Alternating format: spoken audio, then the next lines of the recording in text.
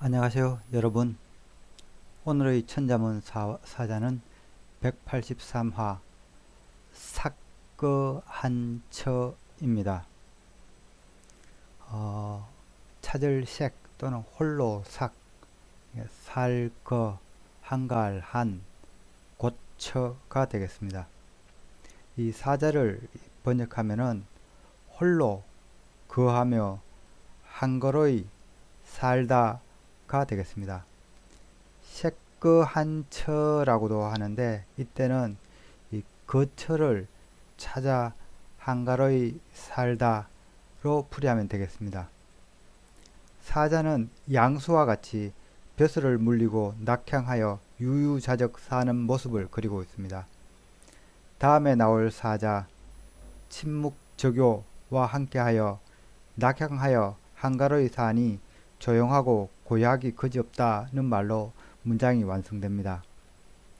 이 삭거라는 말은 이 얘기, 단군편, 상편에 나오는 이 문구이기도 합니다.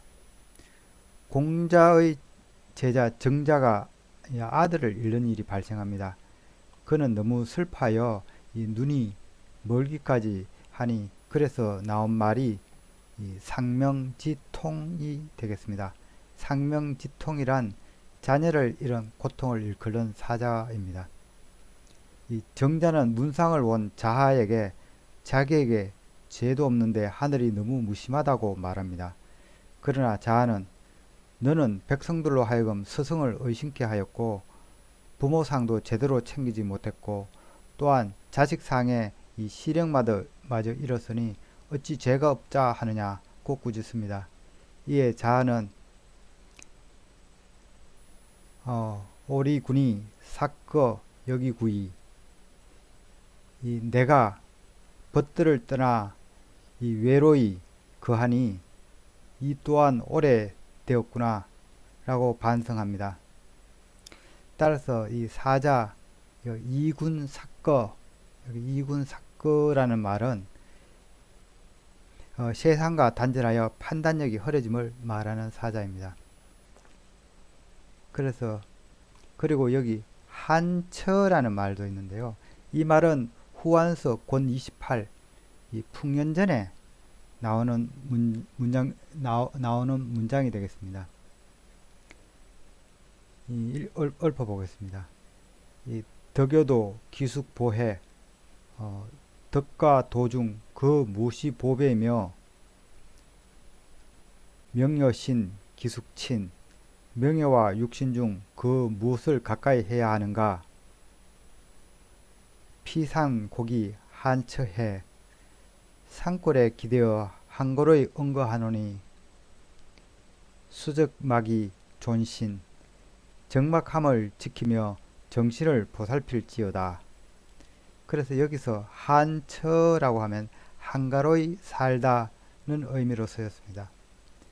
이 풍년은 후한 때 강직한 선비로 알려져 있으며 왕망이 전한을 면하고 신나를 세우자 이전 왕조를 배신할 수 없다며 이 풍년은 벼슬자리를 사양합니다. 이후 경시제가 왕망을 물리치고 현한을 세우자 경시제 밑에서 얼마간 벼슬을 합니다.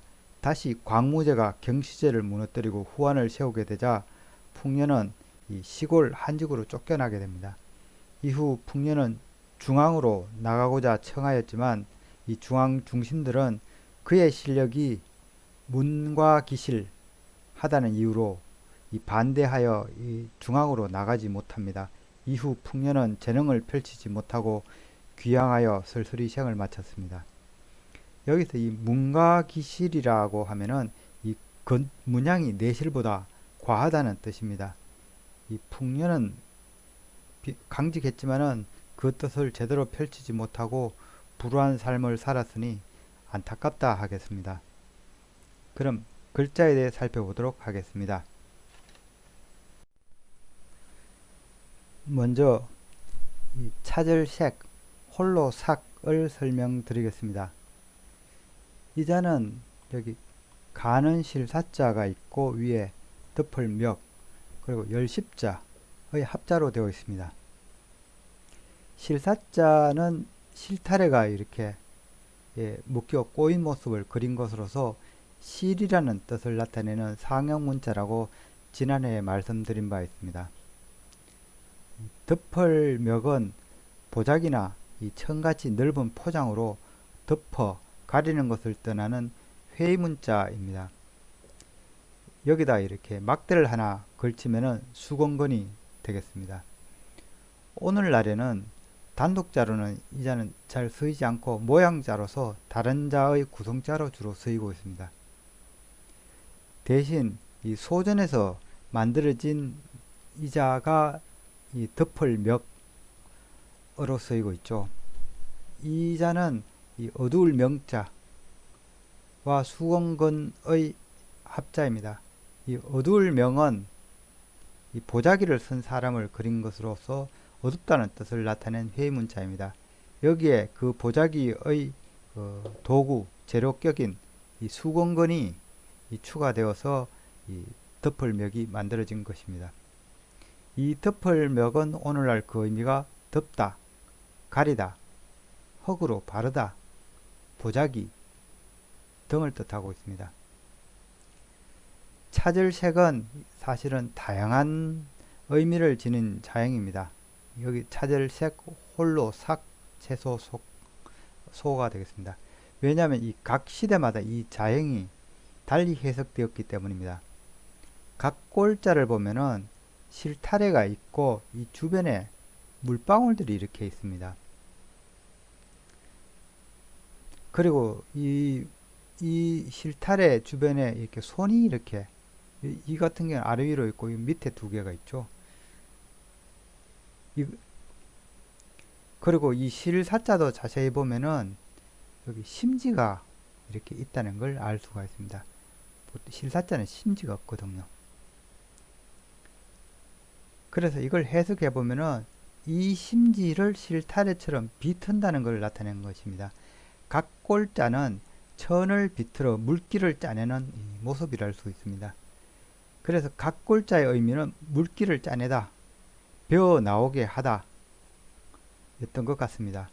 이후 건문을 오면서 이 천을 비틀어 물기를 짜던 이 두 손은 집을꼬와 새끼줄을 자아내는 것으로 이렇게 해석이 됩니다. 자형도 그렇게 변형이 되어서 이 새끼줄 꼬타리로 이렇게 위쪽이 그려지게 됩니다.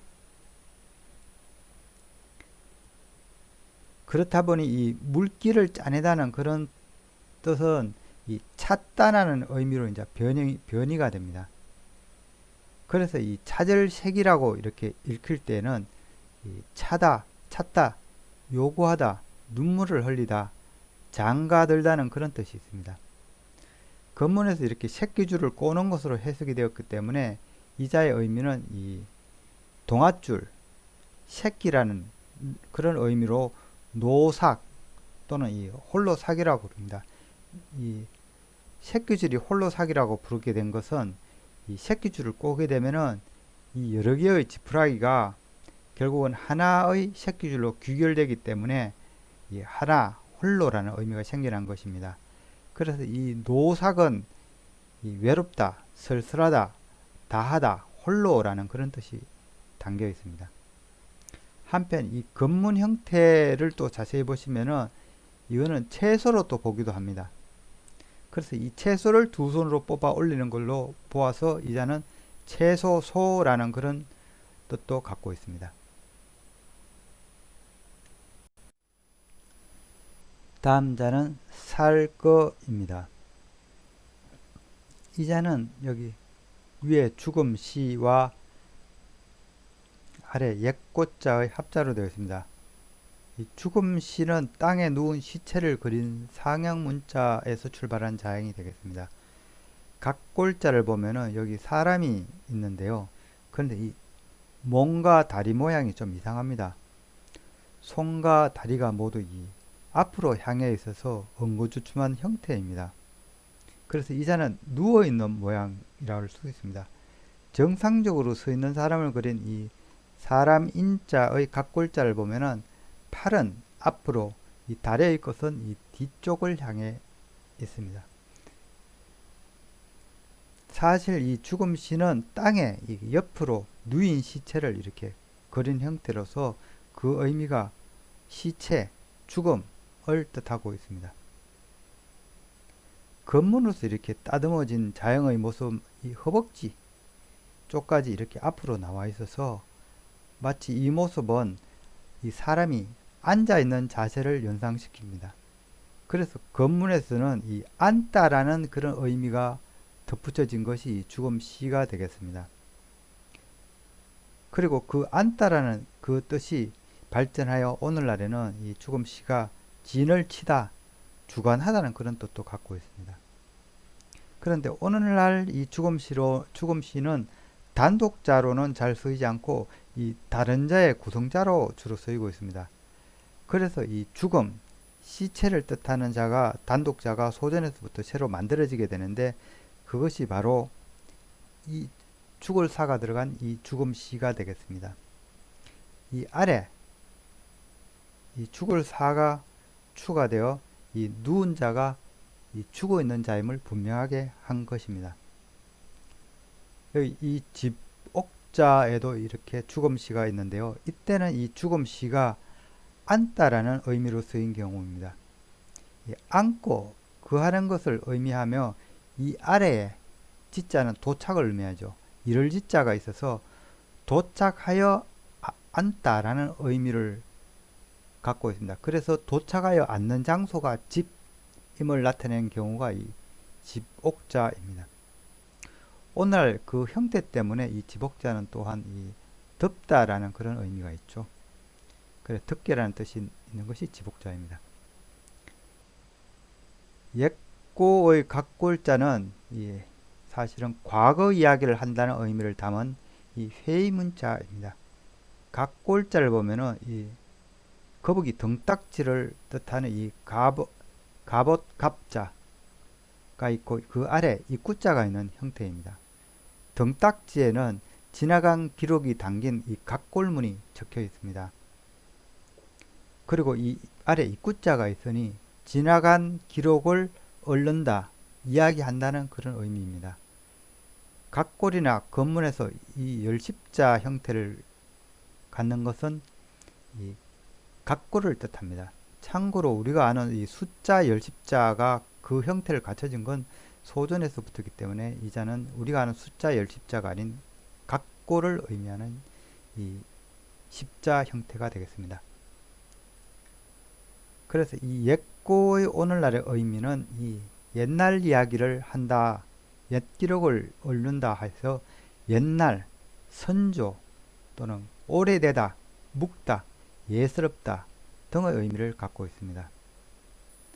이 살거는 이 앉다는 의미의 죽음시와 오래되다는 이 옛고가 합쳐진 형태로서 앉아 오래 있다는 의미를 나타낸 것입니다. 그러다 보니까 이 자는 이 겉문과 소전에서 이 앉아 있다는 의미가 부각되었기 때문에 이 자형도 마치 이 사람이 이 곧자 위에 걸터 앉은 형태로 이 발전하게 되었습니다.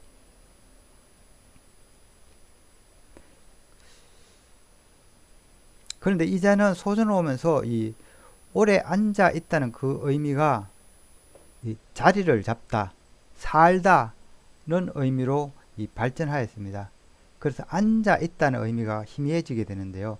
대신 앉아 있다는 의미를 나타내기 위해서 소전에서는 여기 발족자가 들어간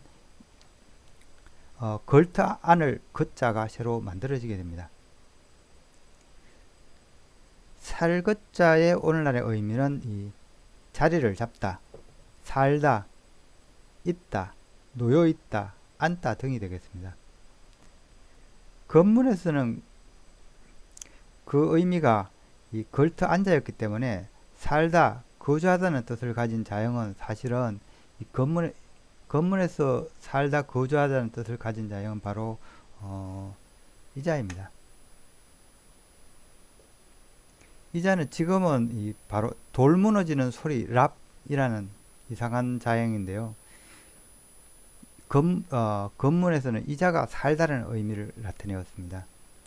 이자는 이 거주지를 뜻하는 기석음자 혹은 이 진면자 안에 이 큰대자에 사람이 있어서 거주지 안에 사람이 살고 있다는 의미를 나타낸 자형입니다. 그런데 이자는 소전으로 오면서 오역이 되어서 이 기석에서 이 돌이 일어선다는 것으로 풀이되어서 돌이 기석에서 일어서 굴러내리는 소리라는 이상한 뜻을 갖게 되면서 그 쓰임이 사라져 버렸습니다.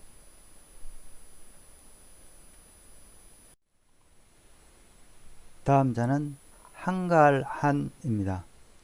이 자는 문문자와 이 달월자의 합자입니다. 문문자는 이 집안으로 들어오는 대문을 그린 이 자형입니다. 보통 이 방문은 이 문짝이 하나 그려진 이 지게 호자를 사용하고 있습니다. 이 자는 점차 대문 말고도 혈족이나 이 문벌에 들어가는 문 또는 새로운 자원, 해결책 등 등용문 등의 의미로 이제 사용하게 됩니다. 그래서 오늘날 이 문이라고 그러면 그 의미가 문, 문안, 이 집안, 문벌, 동문, 방법, 방도 등을 뜻하고 있습니다. 달월자는 이 달을 그린 상형문자입니다. 달은 이 한 달을 주기로 그 모양이 커지고 줄어들기 때문에 이 시간의 흐름을 파악하기 쉽습니다. 그래서 달은 세월을 뜻하기도 하고 한 달 주기를 뜻하기도 합니다. 그래서 보통 우리가 월경이라고 하면 여성의 한 달 생리 주기를 의미합니다. 보통 자형의 구성자로 이렇게 달월이 보통 보는 경우가 많은데 이 경우는 대부분 달월자가 아니고 고기육에서 연유한 육달월인 경우가 대부분입니다. 그러니 이 점은 유념하시기 바랍니다. 이 자는 다리각이죠. 이 변에 있는 이 달월 형태가 고기육에서 연유한 육달월이 되겠습니다. 이 달월은 오늘날 의미가 달, 한 달, 세월, 광음, 달빛 등이 되겠습니다. 한갈한은 이 사이간으로 불리기도 하는데 원래 건문에서 의미는 문틈, 사이, 간격 등을 의미했습니다. 이 자형은 이 벌어진 이 문틈으로 이 달빛이 새어 들어온다는 이 착상에서 양여자지 대문 사이에 이 달월자를 이렇게 집어넣었습니다. 또한 나중에는 밤에 문 밖의 달빛을 즐긴다 하여 한가하다는 그런 뜻도 생겨나게 됩니다. 이 자는 이 예서에서 이상하게 이게 달월자가 아니고 날일자로 이렇게 오기가 됩니다. 오기가 되면서 얘가 갖고 있던 이 사이, 간격이라는 의미가 이 날일자가 들어간 이 자형이 갖게 됩니다. 그래서 이 날일자가 들어간 이 사이간이 오늘날에는 주로 쓰이게 되었습니다. 대신 이 달월자가 들어간 경우에는 이 주로 사이라는 의미보다는 이 한가하다는 의미로 많이 사용되고 있습니다. 그런데 또 다른 한가할 한자로는 이 달월이 아닌 이 나무목이 들어간 이 한갈한도 있습니다. 이 자는 이 문이 열리지 않도록 이 문 사이에 이 나무 빗장을 이렇게 걸어 잠근다는 그런 의미입니다. 그래서 이 자는 이 통로를 폐쇄한 것으로서 이 막다, 안에서 조용히 있다, 한가하다는 의미로 그 뜻이 확대가 된 것이 이 나무목이 들어간 한갈 한자입니다. 이 나무목이 들어간 한갈 한의 오늘날의 의미는 이 닫다, 막다, 조용히 있다, 한가하다, 등한히 하다, 품위가 있다 등이 되겠습니다. 오늘의 마지막 자는 고처입니다. 이 자는 여기 호피무늬 호자 그리고 요 다시 이 고처의 합자로 되어 있습니다. 사실은 이 자는 호자는 라고 하기보다는 이 단독자에 가깝습니다. 이 고처는. 먼저 이 호피무늬 호자는 보면은 이 호랑이의 이 머리 부분만 그린 이 자형입니다. 이 자는 단독으로는 이 호랑이의 이 줄무늬를 의미합니다만 이 범호자가 구승자로 들어가는 경우 이 자가 많이 쓰이고 있습니다. 범호자를 설명드리자면은 이 범호자는 호랑이의 형상을 그린 상형 문자입니다. 각골자는 이 호랑이의 커다란 입 또는 머리, 또 이 날카로운 발톱, 그리고 호랑이의 이 줄무늬 등을 구체적으로 그리고 있습니다. 겉문에서 나타나는 호랑이들은 이 줄무늬는 없어지고 이 큰 입, 그리고 날카로운 발톱, 그리고 이 꼬리 등이 특징적으로 그려지고 있습니다. 소전에서는 완전히 부화되어서 이 호랑이 형태를 가늠하기가 좀 힘들게 되었습니다. 호랑이는 용맹스러운 짐승이기 때문에 이 범호라고 하면은 호랑이 또는 용맹스럽다는 뜻이 있습니다. 이 고처는 여기 보면은 이 소전 자형을 보면은 이 발지자와 여기 안석괴의 합자로서 원래 이 고처의 이 약자로서 만들어진 자형이 되겠습니다. 이 고처의 소전 자형 형태가 복잡하다 보니 요 아랫부분만 도려내어서 만든 것이 이 고처의 이 약자가 되겠습니다. 이 자는 그 의미가 이 고처랑 똑같고요. 이 처소, 때, 시간, 지, 신분 등의 의미로 사용되고 있습니다. 원래 이 고처는 겉문을 보면은 호랑이 머리 가죽을 쓴 사람이 의자에 앉은 모습을 그린 회의 문자입니다. 여기 겉문에서 보면은 이 윗부분은 이 호랑이 머리가 그려져 있고 아래 부분은 이 호랑이 꼬리나 이 날카로운 발톱이 없고 이 발지자가 이렇게 그려져 있습니다. 그리고 이 호랑이 이 엉덩이 부분이 이 방석을 뜻하는 이 괴자 위에 이렇게 걸쳐져 있습니다. 그래서 해석을 하면은 이 사람의 발이 그려진 것으로 봐 호랑이의 머리 가죽을 쓴 사람이 이 좌대에 이렇게 앉아 있는 모습이랄 수 있습니다. 고대 부족장이나 추장은 자신의 이 용맹성을 나타내기 위해 그 지역에 사는 용맹스러운 짐승 가죽을 이렇게 덮어 쓰곤 했습니다. 이 아메리카 인디언들은 이 독수리의 깃으로 만든 모자를 즐겨 착용했으며 이 아프리카 추장들은 이 표범이나 사자 머리 가죽을 쓰기도 합니다. 동북아시아에서 가장 용맹스러운 이 호랑이 이 머리 가죽을 쓴 사람 역시 이 부족을 이끄는 제사장이나 부족장이었을 걸로 이렇게 생각이 됩니다. 그런 사람이 이 자리에 앉아 있으니 이 초기 의미는 부족장 혹은 그 지역을 다스리다는 의미였을 것입니다. 그래서 처라고 하면은 그 의미 중에는 다스리다, 처리하다, 맡다, 누리다, 어떤 지위에 있다는 뜻이 있습니다. 이후 이자는 이 자리에 이렇게 앉다라는 그 뜻이 확장이 되면서 어디에 머무르다, 어느 시간에 있다, 어느 지위에 있다는 의미로 이렇게 그 의미가 풀이가 되어서 오늘날에는 장소, 시간, 신분 등이 어떤 위치에 있다는 그런 뜻을 갖게 되었습니다. 그래서 처라고 하면은 보통 곳, 처소, 때, 시간, 지, 신분 또는 살다, 거주하다는 뜻으로 오늘날 쓰이고 있습니다.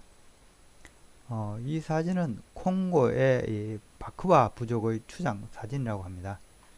이 독수리 깃을 이렇게 머리에 쓰고 있어서 이 부족이 독수리를 숭배하는 토테미즘이 있음을 짐작할 수가 있습니다.